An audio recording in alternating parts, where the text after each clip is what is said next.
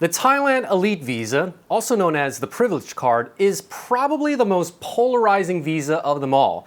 People love it mainly because it makes their lives in Thailand so much easier, all while getting pampered with a range of VIP services that makes them feel welcome in this country. On the other hand, people hate it mainly because they're not willing to pay the lump sum membership fee and because it does not come with a work permit. So in this video, I'm going to give you an overview of what the Elite Visa offers in terms of your legal rights in Thailand, the VIP benefits that it gives you, who it's right for, who it's not for, and then we'll even compare it to other visas as alternatives. And if you're new to this channel, my name is Jet and I provide insights and opportunities in Thailand, all the while partnering with the best professionals to offer services to aspiring expats, including helping you get this elite visa we're about to talk about, with no extra middleman fees apart from the actual fee of the visa itself. You can see the link in the video description or go to my website to see all the services that we offer.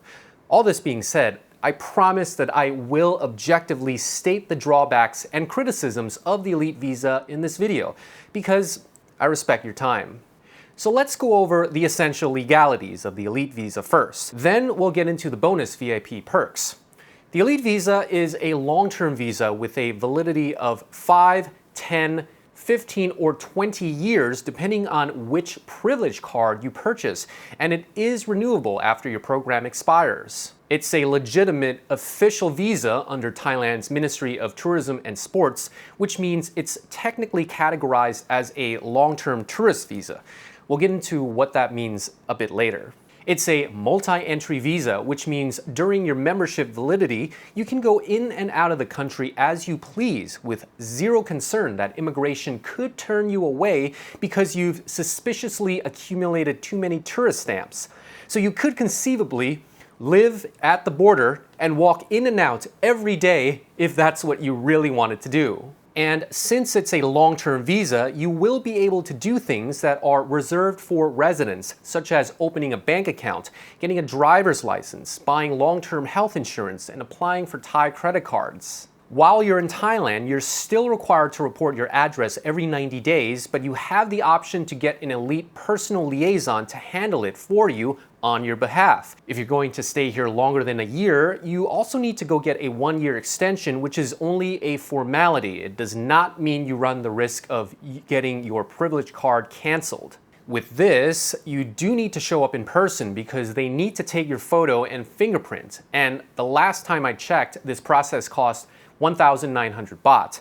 But if you always leave the country within a year, when you come back, you'll automatically get a new 1-year extension, so you will never need to worry about it.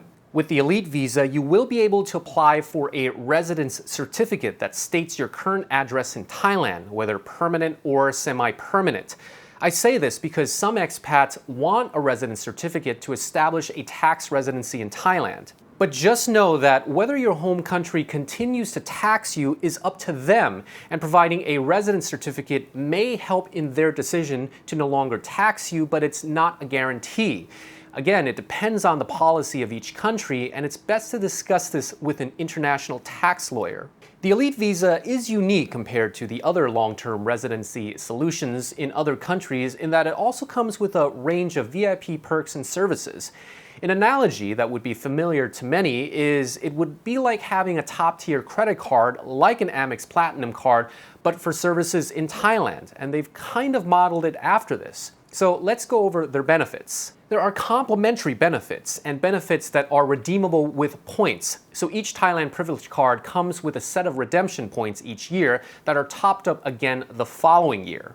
I'll now go over the benefits so you can see whether they're appealing to you, and then I'll go over how much each privilege card costs and how many redemption points you get. So keeping in mind whether you think you would redeem your points towards these things or take advantage of the complimentary benefits on a regular basis definitely factors into whether the Elite Visa is worth getting.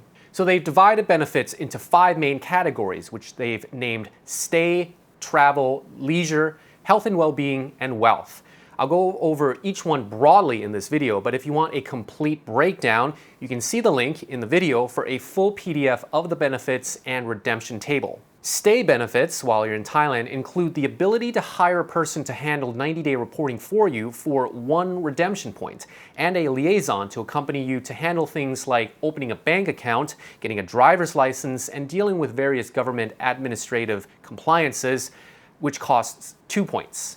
You also get special room rates or discounts at leading hotels in Thailand, such as Sofitel, Hyatt Regency, Holiday Inn, and Intercontinental, and you can redeem free nights at select hotels for 1 point per night. Travel benefits include redeeming points for airport transfers to and from your residence, which range between 1 and 3 points depending on the distance. You can redeem 1 point to access domestic airport lounges and 1 point for luggage storage and transport service. And then you get special rates for car rental services. What is complimentary is VIP service at international airports, where an Elite Visa associate picks you up at the arrival gate, drives you on a cart to the fast-track immigration lane where you're stamped out in minutes. This can be a godsend when you fly in during high season pandemonium, and it can spare you from walking through the massive airport terminals, especially when you're exhausted from a red-eye flight. Leisure benefits include redeeming 2 and 4 points to various leading golf courses around the country, between 1 and 3 points for tourist activities like zip lining, ATV, or Thai boxing, and special discounts at shopping malls. Health and well-being benefits include redeeming between 1 and 3 points for spas and massages, and between 3 and 10 points for health checkups, dental care, and various cosmetic stuff. Finally, wealth benefits include special bank rates and complimentary personal accident and a health insurance checkup for the first year of your membership. For many of these services, you will need to call in advance, and the Privilege Card has a 24-hour member contact center for you to do this. But you can completely take advantage of this and ask for clarification about the latest immigration policy announcements in Thailand, or how to best utilize your Privilege Card benefits, and general logistics of navigating life in Thailand. Basically, it's a phone concierge service for all matters Thailand. So when I look at the range of these benefits, I think someone who would maximize the value of these perks would be someone who regularly stays at or dines at 5-star hotels around Thailand, or is an avid golfer, or loves to go to nice spas and massages, or wants to offset a good portion of their yearly hospital procedures, which is a decent amount of people, but it may not be everyone. And one could definitely argue that instead of paying for the Elite Visa, you could just get another cheaper visa and pay up front for these things when you need them. But again, the core benefit of the Elite Visa and why people love it is still the guarantee of your residency here for 5 to 20 years, plus all the assistance you get with everything. Okay, let's get into what each Privilege Card costs, which unfortunately will be a great transition into who this visa is not for. The 5-year package costs 900,000 baht, which is around 25,000 US dollars, and gives you 20 redemption points each year. So that's 100 points for the 5 years in total. The membership fee averages to 180,000 baht per year, or around $5,200. 10 years costs 1.5 million baht, which is around 42,000 US dollars, and gives the ability to add additional family members for 1 million baht per person. You get 35 points each year. However, if you do add additional members, you all share the same pool of points. Quite the drawback, in my opinion, because if they really were inspired by the premium credit card model, they would give secondary card holders their own points to use. So the 10-year averages to 150,000 baht per year, or around $4,300. The 10-year is also when you can start adding family members to your program. So let's say you want to add your spouse, it becomes 2.5 million baht, or $72,000 for the two of you. For a family of 4, it's 4.5 million baht, or $130,000. The 15-year plan costs 2.5 million baht, which is around 69.5K US, lets you add other additional family members for 1.5 million each, and gives you 55 points each year. And then the 20-year invitation-only card costs 5 million baht, lets you add other members for 2 million each, and it gives you 120 points each year. So if you're hearing all this and thinking there's no way you'd pay this, then honestly it's probably not the right visa for you. To add insult to injury, the fee must be paid all in one lump sum once you receive your approval letter. At the moment, there are no installment plans available. The best you can do is pay with your own credit card or get a loan from your home country. So it is not for people who are price sensitive who cannot afford the lump sum. And another cohort that the Thailand Elite Visa is not suitable for is people who plan on getting a job at a Thai company or starting a business in Thailand. It's because these things require that you have a work permit, which is only provided by the non-immigrant B visa, also known as the business visa, or the Smart Visa or the LTR visa for working professionals, and not the Elite Visa. This part is clear-cut. However, what is not clear and has long been controversial is whether you can be a digital nomad working online for an overseas company, or an online trader, or even a passive real estate investor in Thailand who's collecting rent from his properties. Because with these activities, even if you did want to be fully compliant, you won't even qualify for a business visa because they're reserved for full-time business activities in Thailand at a Thai company, and that's not what you're doing. So what then? If you had a Zoom call with your business partner in America, did you just break the law? If you logged on to your online brokerage account and placed a trade, are you now an enemy of the Thai state? If you have an extra condo in Thailand and you decide to rent it out, could the cops conceivably intercept you the moment your hand receives the cash and then throw you in jail? Even Thailand Elite itself lets you redeem your points for day passes at co-working spaces. So what, you're just there to drink the coffee? And in one of their major press conferences, the president of Thailand Privilege Card himself explicitly mentioned affluent investors, workation, and digital nomads as their target clientele. It's literally on the PowerPoint slide. So again, if you want to be a full-time participant of the Thai economy, either as an employee of a Thai company or start your own Thai company, you definitely need a work permit, and you cannot get one with the Elite Visa. But if you're just a passive investor or a digital nomad and you're not stealing a job from a Thai person, the Thai government does not seem to care. Now, if you still feel sketched out and paranoid, then just don't get the Elite Visa. The problem, though, is that I don't know what other visa you would qualify for. There's a tiny group that could qualify for the LTR visa for online professionals, but most people won't be able to get it and will most likely end up doing gray area stuff such as border runs anyway. So at least with the Elite Visa, you'll be treated much better. But again, it's up to you. I also want to insert one concern I often hear, which is that 5 to 20 years is just too risky of an upfront commitment in this country because of the alleged political uncertainty in Thailand, that the government can change its immigration policies or make things hard for expats down the line. And my response to this is the Elite Visa has been around since 2003, and since then we've had 2 military takeovers, one in 2006 and the most recent in 2014, and no one has ever gotten their Elite Visas revoked for any illegitimate reason. Nor were there any policies designed to explicitly strip foreigners of their rights in Thailand. In fact, those regimes had tried their best to enact policies to attract foreign investment. So if none of these fears came true at the height of military dictatorship, then why would you think it would happen going forward? The reality now is that Thailand is now under an elected civilian government. The new generation of Thai voters and Thai politicians are more pro-liberal democracy than ever before, and popular opinion towards the military and the old elite is at the lowest point it's ever been. So with that aside, let's now move on to alternatives to the Elite Visa.